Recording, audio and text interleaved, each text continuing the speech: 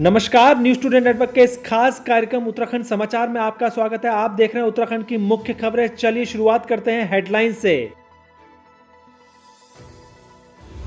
Uttarakhand BJP के hi tech प्रदेश कार्यालय की राष्ट्रीय अध्यक्ष जेपी नड्डा ने रखी नींव।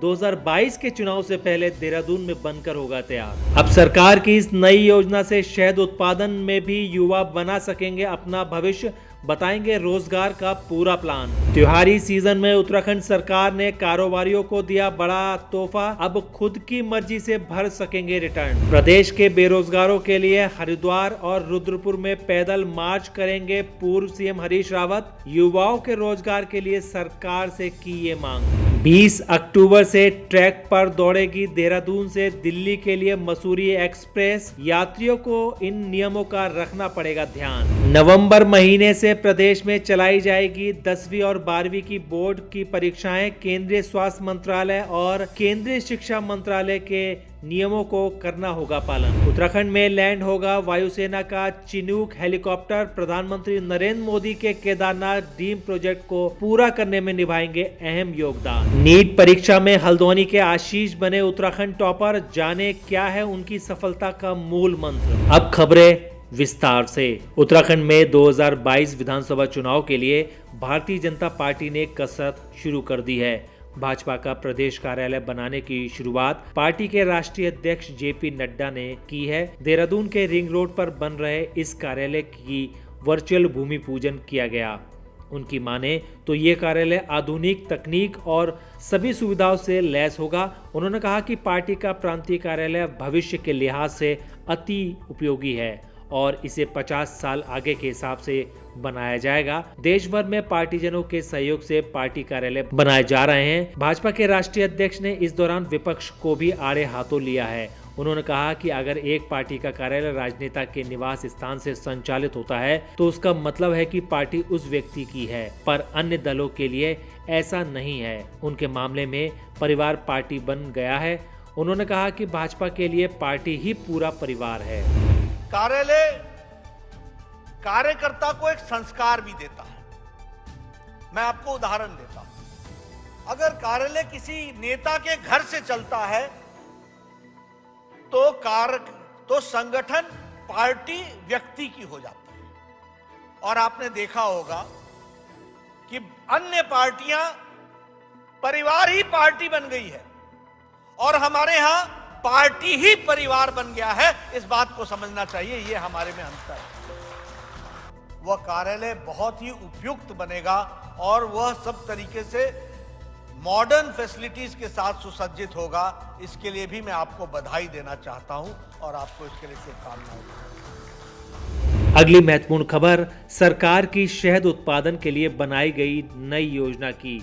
उत्तराखंड में शहद का उत्पादन बढ़ाने के लिए सरकार एक नई योजना शुरू करने जा रही है, जिसमें प्रत्येक जिले में एक न्याय पंचायत मधु क्षेत्र पंचायत बनाई जाएगी। चयनित न्याय पंचायत में 1 लाख किलो शहद उत्पादन का लक्ष्य रखा गया है, जिससे पंचायत में शहद की प्रोसेसिंग पैकेजिंग यूनिट लगाई जा सके। वर्तमान में राज्य में 5000 से अधिक मौन पालक शहद का उत्पादन कर रहे हैं। लगभग 2200 मीट्रिक टन शहद का उत्पादन हो रहा है। जानकारों की माने तो उत्तराखंड की जलवायु और प्राकृतिक वनस्पतियों को देखते हुए यहाँ पर साल भर शहद का उत्पादन किया जा सकता है। ऐसे में सरकार ने किसानों की आमदनी बढ़ाने और रोजगार के लिए मौन पालन पर फोकस किया है। इसके लिए प्रत्येक जिले में एक न्याय पंचायत को शहद उत्पादन के लिए मधु क्षेत्र पंचायत बनाया जाएगा। कृषि एवं उद्यान मंत्री सुबोध उनियाल की माने तो इस योजना को सुचारू रूप से चलाने के लिए सरकार की ओर से ज़्यादा शहद उत्पादन करने वाली एपिस सिराना इंडिका व इटालियन एपिक मेलिफेरा मधुमक्खियां भी मौन पालकों को उपलब्ध कराई जा रही हैं। प्रदेश में शहद उत्पादन की काफ़ी संभावनाएं हैं। ऐसे में मौन पालक व्यवसायों को लोगों की आजीविका का बड़ा जरिया बना सकते हैं। वहीं इससे प्रदेश के युवाओं को रोजगार के नए अवसर भी मिल सकेंगे। दोस्तों, न्यूज टुडे नेटवर्क आपको हमेशा अपडेट करता रहता है, इसीलिए आप वीडियो को देखने के साथ एक लाइक जरूर कर दें, जिससे हम आपको आपकी तरक्की से जुड़ी हर एक जानकारी आप तक पहुंचाते रहें। अगली महत्वपूर्ण खबर सरकार द्वारा कारोबारियों को दी गई राहत की। त्योहारी सीजन को देखते हुए उत्तराखंड सरकार ने कारोबारियों को बड़ी राहत दी है। केंद्रीय अप्रत्यक्ष कर एवं कस्टम विभाग ने नई नोटिफिकेशन के माध्यम से व्यापारियों को रिटर्न भरने की छूट दी है। इसके बाद अब व्यापारी GSTR 9 और GSTR 9C रिटर्न अपनी इच्छा के अनुसार भर सकते हैं। ऐसे व्यापारी जिनका वार्षिक रिटर्न 2 करोड़ रुपए सालाना तक है, उनके लिए अब वर्ष 2019-20 का वार्षिक रिटर्न GSTR 9 भरना स्वैच्छिक यानी उनकी इच्छा के अनुसार कर दिया गया है। इतना ही नहीं, ऐसे व्यापारी जिनकी कुल वार्षिक बिक्री 5 करोड़ रुपए तक है, वे भी वर्ष 2019-20 के ऑडिट का रिटर्न GSTR 9C अपनी इच्छा अनुसार भर सकते हैं। यानी जो व्यापारी 5 करोड़ रुपए तक का टर्नओवर करते हैं, वे वार्षिक रिटर्न GSTR 9 तो भरेंगे, लेकिन ऑडिट रिपोर्ट GSTR 9C भरना उनके लिए स्वैच्छिक होगा। अब ऐसे करदाता जिनका वार्षिक रिटर्न टर्नओवर 5 करोड़ रुपए से अधिक है, उन्हें 6 डिजिटल और उनकी 5 करोड़ रुपए सालाना से कम है, उन्हें 4 डिजिटल का HSN कोड B2B इनवाइस में देना आवश्यक हो गया है। Confederation of all India traders के प्रदेश अध्यक्ष महेंद्र गोयल की माने तो सरकार द्वारा व्यापारियों के लिए किया गया सुधार मामूली है, लेकिन उनके छोटे व्यापारियों को इससे काफी राहत मिलेगी। अगली महत्वपूर्ण खबर, पूर्व मुख्यमंत्री हरीश रावत की पदयात्रा की। पूर्व मुख्यमंत्री हरीश रावत प्रदेश में सबसे ज्यादा सक्रिय नजर आ रहे हैं। हाल ही में उन्हें कांग्रेस का पंजाब प्रभारी भी बनाया गया। पंजाब प्रभारी बनकर पहली बार हरिद्वार पहुंचे हरीश रावत ने बेरोजगारी के मुद्दे पर सिटकुल की पदयात्रा शुरू कर दी है। इस दौरान हरदा ने कहा कि उन्होंने बहुत समय पहले संकल्प लिया था कि बढ़ती बेरोजगारी को लेकर हरिद्वार और रुद्रपुर सिटकुल में 9 लोगों के साथ परिक्रमा करेंगे।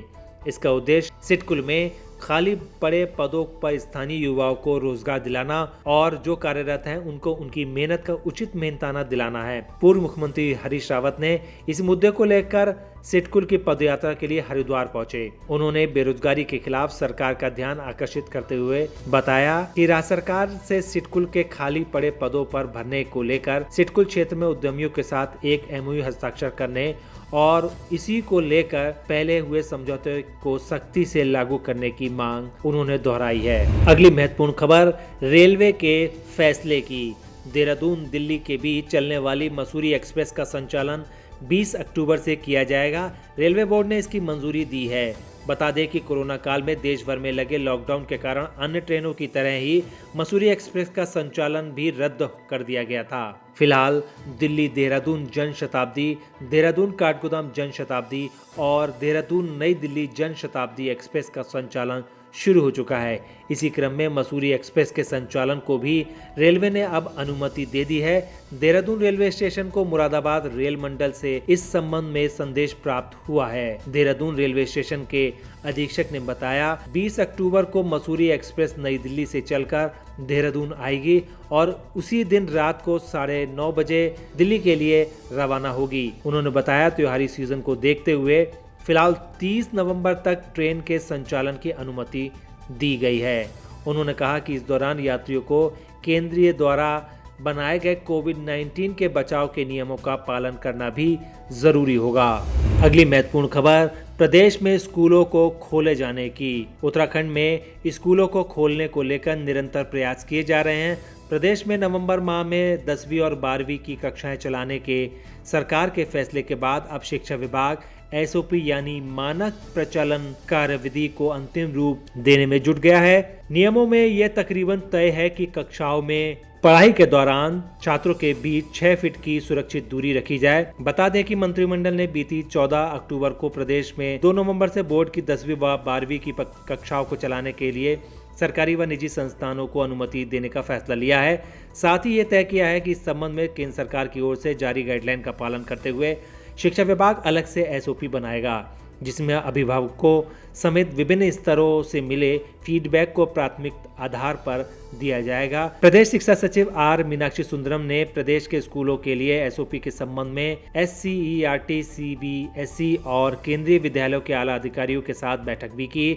इसमें स्कूलों को खोलने के दौरान केंद्रीय स्वास्थ्य मंत्रालय और केंद्रीय शिक्षा मंत्रालय की ओर से जारी गाइडलाइन का पालन करने के कड़े निर्देश जारी किए गए हैं। अगली महत्वपूर्ण खबर, उत्तराखंड में नीट टॉपर की। नीट 2020 परीक्षा के परिणाम घोषित हो चुके हैं, जिसमें हल्द्वानी के आशीष पंत ने उत्तराखंड में टॉप कर राज्य का नाम रोशन किया है। आशीष की ऑल इंडिया रैंक 163 आई है वहीं उनकी सफलता के बाद पूरे प्रदेश और शहर में खुशी का माहौल है। आशीष की माने तो कड़ी मेहनत और परिजनों के सहयोग से उन्होंने इस सफलता को हासिल किया है।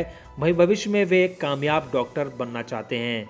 आज नगर निगम हल्द्वानी में मेयर डॉक्टर जोगिंदर रौतेला ने भी उनका जोरदार स्वागत किया है। मेरा अभी उत्साह तो बहुत चरम सीमा पे है। मैंने बहुत हार्ड वर्क किया था, लेकिन वही है, क्वांटिटी पे विश्वास नहीं करना चाहिए। मेरे ज़्यादा मतलब काउंट नहीं किया अपने आवर्स की मैं एक दिन में कितना पढ़ाई करता था, और बस हाँ इंटरेस्ट के साथ में पढ़ता गया और सक्सेस अचीव हो गई। अगली महत्वपूर्ण खबर उत्तराखंड में लैंड किए चिनूक हेलीकॉप्टर की। लंबे समय से चर्चाओं में रहा चिनूक हेलीकॉप्टर उत्तराखंड के केदारनाथ में पहुंच गया है। वायुसेना के मालवाहक हेलीकॉप्टर चिनूक ने केदारनाथ में बन रहे हेलीपैड पर लैंड की।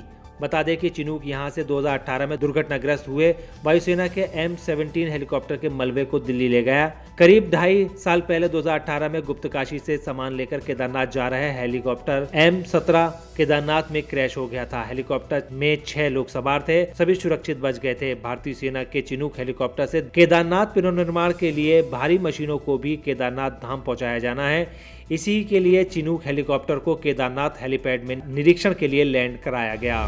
दोस्तों, हमारा यह वीडियो आपको कैसा लगा आप हमें कमेंट बॉक्स में ज़रूर बताइएगा। अगर आप इसको YouTube पर देख रहे हैं तो हमारे चैनल को सब्सक्राइब करिए। अगर आप Facebook पर देख रहे हैं तो हमारे चैनल को लाइक करिए और हमारे पेज को फॉलो करें। नमस्कार।